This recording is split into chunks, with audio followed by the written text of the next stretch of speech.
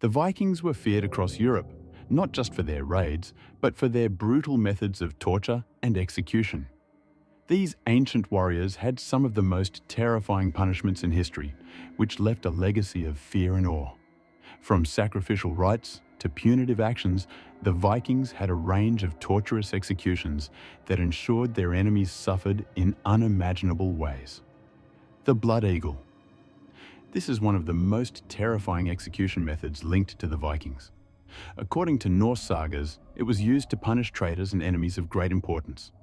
The process involved cutting open the victim's back, breaking the ribs from the spine, and pulling out the lungs to resemble wings.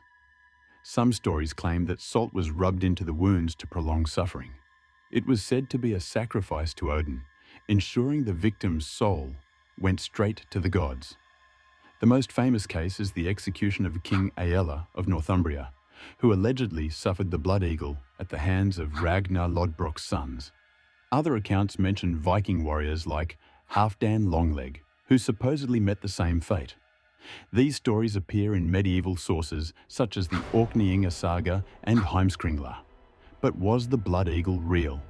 Many historians believe it may have been exaggerated or even a misunderstanding of poetic descriptions. The sagas that describe it were written centuries after the Viking Age, and there is no physical evidence confirming that it was ever performed.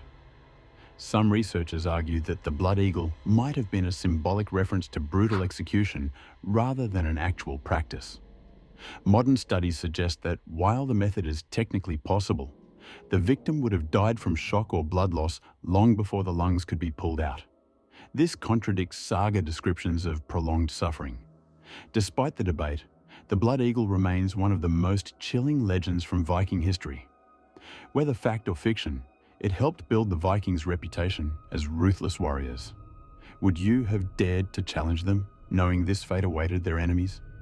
The blood eagle was terrifying, but not all Viking executions were about slow, excruciating pain. Some were meant as offerings to the gods, ensuring divine favor in war and life. Let's learn about one such practice. Hanging from a tree hanging was a common Viking execution and sacrificial method, deeply connected to their beliefs in Odin, the god of war and wisdom. According to Norse mythology, Odin sacrificed himself by hanging on the great tree Yggdrasil for 9 days and nights to gain wisdom. This act influenced Viking rituals, where victims were hanged as offerings to the gods. Evidence of these practices appears in sagas and historical accounts. The Ynglinga saga describes how King Damalde was hanged as a sacrifice to restore prosperity during a famine. Other texts mention prisoners of war, criminals, and slaves being sacrificed in a similar way. These executions were seen as a way to appease the gods and ensure victory in battle. Archaeological evidence also supports this. The site of Gamla Uppsala in Sweden, an ancient Viking religious center, contained remains suggesting ritual hangings. Viking-era bog bodies, such as the Tolland man found in Denmark, also indicate that hanging may have been part of sacrificial rituals. Apart from religious sacrifices, hanging was also used as punishment for serious crimes. The Gragas, Iceland's early law code, prescribes hanging for traitors, murderers, and thieves. This suggests that the Vikings viewed hanging not only as a sacred act, but also as an effective form of execution. Unlike the blood eagle, hanging from a tree is well documented and widely accepted by historians as an authentic Viking practice. It was both a legal execution and a religious offering, reinforcing the strong connection between law, faith, and death in Viking society. Hanging was a fate many feared, but it wasn't the only execution deeply tied to Viking rituals and beliefs. Sometimes, the flames themselves became the executioner, reducing victims to ashes in both punishment and sacrifice. The fire burning alive was one of the most brutal execution methods used by the Vikings. It served two main purposes: punishment for enemies and sacrificial offerings to the gods. Some victims were burned inside longhouses, while others were placed in wooden ships set on fire as part of ritual sacrifices. Historical sources confirm that burning alive was used as a revenge tactic. The Heimskringla written by Snorri Sturluson, describes how King Harald Fairhair burned his enemies inside their homes after they refused to submit. Another account tells of Jarl Erika setting a hall on fire to kill King Harald Bluetooth's men. These acts were not only about execution, but also about instilling fear. Vikings also used ship burials combined with fire. The famous Oseberg ship burial in Norway suggests that an important Viking woman was laid to rest in a sacrificial ceremony, possibly with a slave or companion burned alongside her. The Arab traveller Ibn Fadlan witnessed a Viking chieftain's funeral where a slave girl was burned alive to accompany her master into the afterlife. This confirms that fire was a key element in Viking death rituals. Archaeological evidence supports these accounts. Excavations in Denmark and Sweden have uncovered remains of charred bones, indicating ritual burnings. Fire was believed to help the soul transition to the next world, making burning both a punishment and a religious act. Unlike the blood eagle, burning alive is a proven Viking practice, with multiple sources confirming its use. Whether used to punish enemies or honor the gods, fire played a significant role in Viking executions.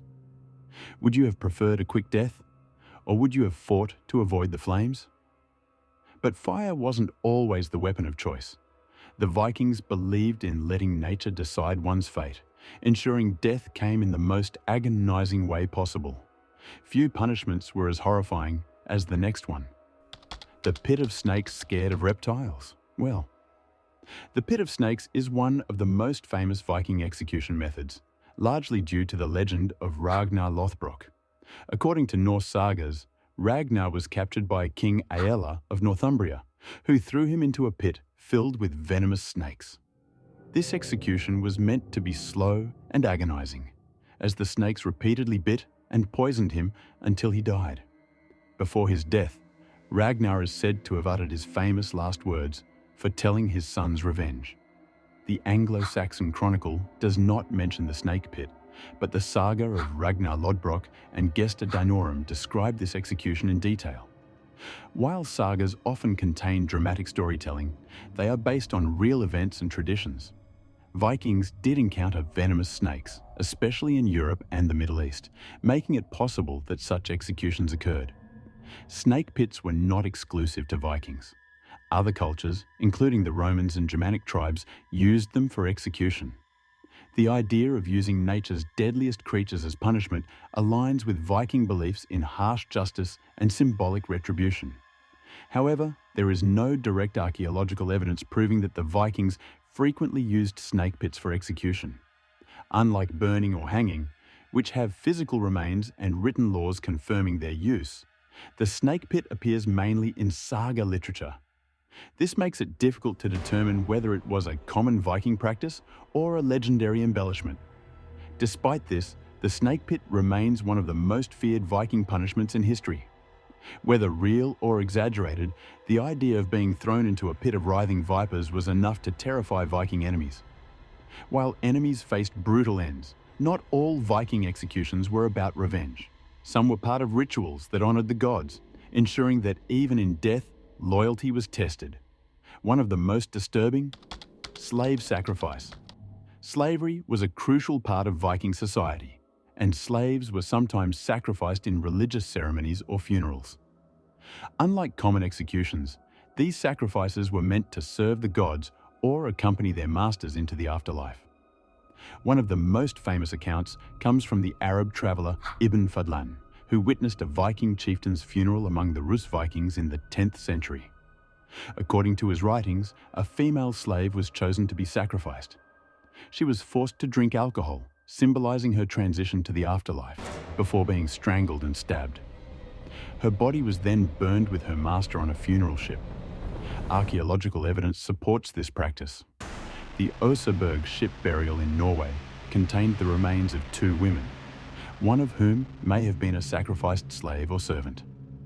Other burial sites in Denmark and Sweden show signs of ritual killings, with beheaded or bound skeletons suggesting sacrifices. Some victims appear to have been killed and buried with weapons, jewelry, or their masters. Not all sacrifices were related to funerals. Some were offerings to Odin, the god of war and wisdom. The Ynglinga saga describes how Vikings hanged people in sacred groves as gifts to the gods. Some captives may have also been drowned or buried alive in religious rituals. Unlike mythical Viking punishments like the Blood Eagle, slave sacrifice is a confirmed historical practice. It was a brutal part of Viking culture, where human life was sometimes seen as a price for divine favor. The Vikings ruled with brutality and belief, ensuring their enemies met terrifying fates.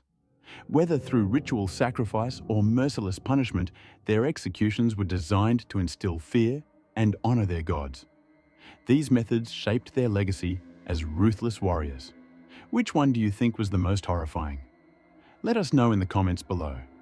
Thanks for watching, and we'll see you in the next one.